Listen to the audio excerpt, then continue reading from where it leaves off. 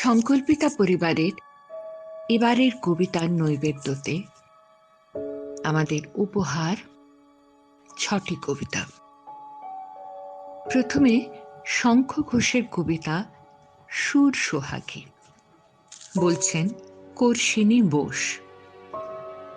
তারপর সুভাষ মুখোপাধ্যায়ের একটি কবিতা একজন মানুষের খুব বেশি কিছু চাই না, বলছেন সবিতা দাস।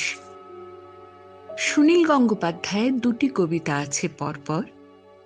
প্রথমটি অর্জুনের সংশয়, বলছেন নমিতা কয়াল। এ জন্মের উপহার, বলছেন রুবি সরকার। জয় গোস্বামীর কবিতা সেই কবিতাটা, বলছেন শ্রাবণী ঘটক। কৃষ্ণা বসুর কবিতা অপেক্ষা করে আছে কেউ, বলছেন দেবিকা বন্দ্যোপাধ্যায়। সুর সোহাগী, কবি শঙ্খ ঘোষ।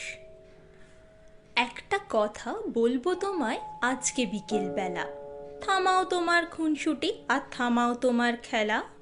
শোনো একটা কথা, শোনো একটা কথা, মেঘের ঘটা দেখো আকাশ জুড়ে। এখন আমার মন চাইছে মেঘ মল্লার সুরে তুমি গান শোনাবে। তুমি গান শোনাবে, ভাববে ভাবে ভরবে গোটা বাড়ি। যে যেখানে আছে সবাই আসবে তাড়াতাড়ি তোমার গান শুনতে। তোমার গান শুনতে বৈকুণ্ঠে দেবতারাও জড়ো।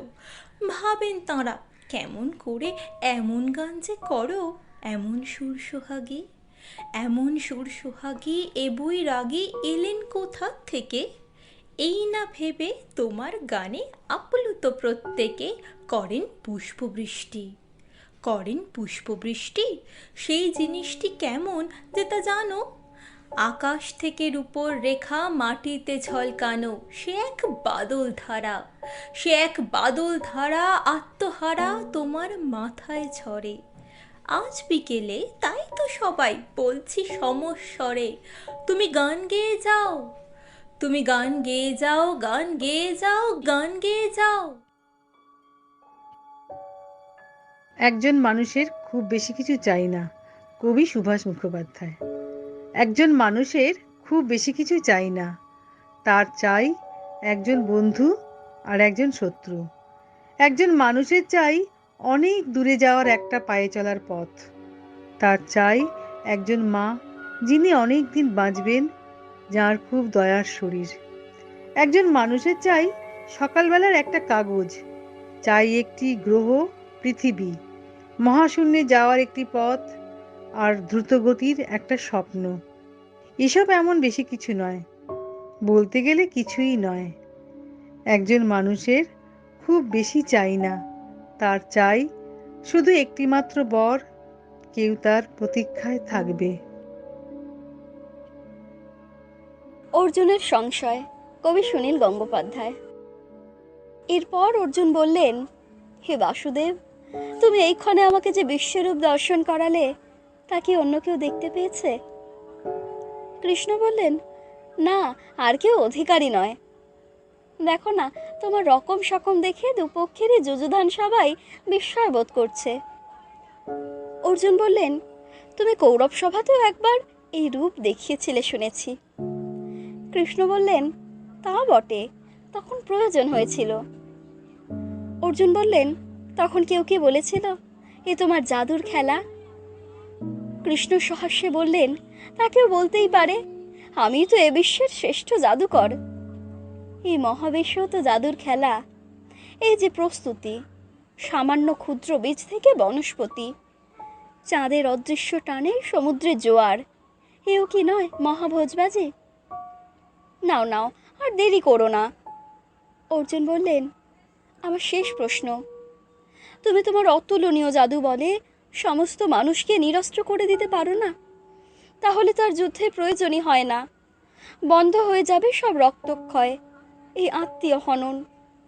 মৃত্যুর সময় হলে মানুষ মরবে, আর যদি রেষারেষি প্রতিস্পর্ধা না যায়, তাহলে শুধু বাকযুদ্ধ থাক।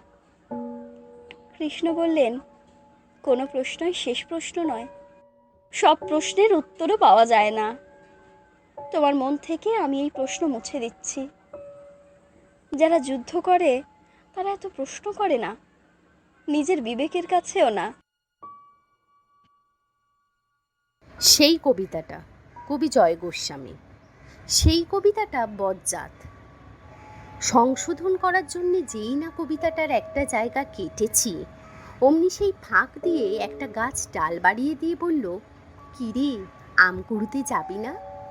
আর একটা জায়গা কাটতেই সেখান থেকে একটা মেয়ে মুখ বার করেই বলল, আমি কিন্তু কিছু জানি না, বিকেলে আমি জামা কিনতে যাবই যাব। আমি ভয় পেয়ে গিয়ে একটা স্পেস দিলাম। কোনো মতে কয়েক চরণ এগোতে না এগোতেই দেখি আমাকে কিছু না জানিয়েই নিচের স্তবক থেকে ওপরের স্ট্যান্ডায় লতিয়ে উঠেছে লাউলতা, পুঁইলতা, মাধবীলতাও।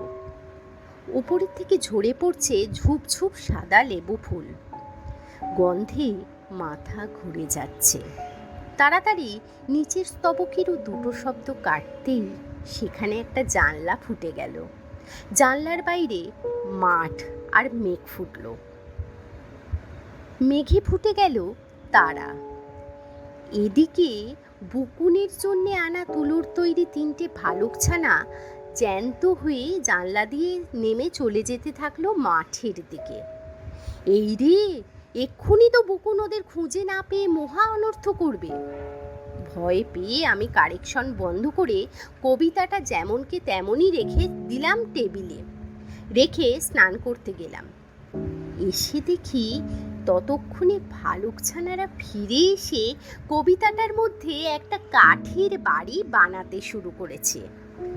মেয়েটা নতুন জামা পরে দৌড়চ্ছে আম গাছ তলায়, আর কবিতাটার একদিকে একটা মাটির দাওয়া বেরিয়ে এসেছে। সেখানে 3 ছেলেকে ভাত দিচ্ছেন মা, আর বাঁদিকে দাঁড়িয়ে গেছে ভাঙা পাঁচিল পোড়ো বাগান। সেখান থেকে এগিয়ে আসা লেবু ফুল আর ঝুমকো ফুল, লাউলতা আর মাধবীলতা, কাঁটা বন আর গোলাপ বন, আরও কী কী সব নাম না জানা গাছপাতায় কবিতাটা আড়াল হয়ে গেছে একেবারে। তা যাকগে, সেই বজ্জাত কবিতাটা তো আর আমি আপনাদের শোনাতে যাচ্ছি না। অপেক্ষা করে আছে কেউ, কৃষ্ণা বসু। আজ সোমবার, 10ই শ্রাবণ। বৃষ্টি হচ্ছে অনবরত। এরকম দিনে 20 বছর আগে রুখু চুল, একমুখ দাড়ি, বয়স 21 বছর, খড়গনাশা, গালের বাঁ দিকে লাল জমি জরুল। সেবাব্রত, সেবাই তার সেবু খোকন। অন্ধকার বৃষ্টির মধ্যে নেমে পড়ে বলেছিল, মা যাই, সাবধানে যাস, খবর পাঠাস। ফিস ফিস স্বরে কেঁপে উঠছিল বর্ষার বাতাস। আজ 20 বছর পরে 10ই শ্রাবণ, সোমবার, ঠিক তেমনি করে বৃষ্টি পড়ছে, তেমনি অন্ধকার রাত, ফিস ফিসে বৃষ্টির শব্দ। 20 বছর কি দীর্ঘ সময়। 20 বছর কি সামান্য সময়, সে এখনো ফিরল না। পৃথিবীর মানচিত্র জুড়ে কত কিছু পাল্টে গেল। সমস্ত সভ্যতা আজ অদ্ভুত জিজ্ঞাসা চিহ্নের সামনে দাঁড়িয়েছে, হতবাক। ছিড়ছিড় ছিড়ছিড় করে বৃষ্টি পড়ছে একটানা। মোড়ের মাথার চায়ের দোকানের রোগা কুকুরটা কোকিয়ে কেঁদে উঠছে মাঝে মাঝে। বৃষ্টির মধ্যে, ঝোড়ো হাওয়ার মধ্যে অপেক্ষা করছে কেউ, তার স্বপ্নাক্রান্ত ছেলেটি ফিরে আসবে এই অন্ধকারের ভিতর দিয়েই।